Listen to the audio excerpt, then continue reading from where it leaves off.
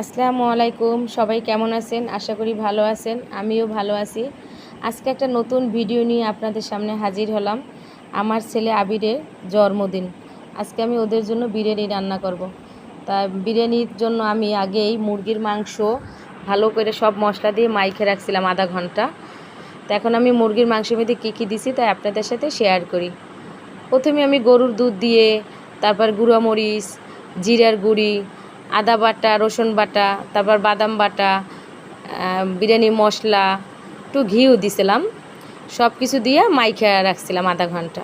তারপরে চুলায় গেলাম, চুলায় গিয়ে পেঁয়াজ কুচানো তেলের ভিতর দিলাম, তারপরে সেই মাখা মাংস সেইটাও তেলের ভিতর দিয়ে দিছি। আর এদিকে পোলাও চালটা আমি ধুয়ে রাখছি ঝাঁপিতে, কারণ যদি এটা পানিটা ঝরে যায় তাহলে ভালো লাগবে আর কি, ভালোভাবে হইবে। তারপর মুরগির মাংসের ভিতরে আমি চালটা দিয়ে দিলাম, চালটা দিয়েই রান্না করি। এদিকে আবার ওরা সবাই বলতেছে, আম্মু চলো আমরা বাহিরে বসে খাবো, তুমি ওইটা রান্না করে আসো, আমাদের বাহিরে একটু করে দাও। তারপর ওদের বললাম ঠিক আছে, তাহলে তোমরা যাও, তোমরা গিয়ে আগেই চেয়ার টেবিল সবগুলি নিয়ে আগেই গুছিয়ে বসো।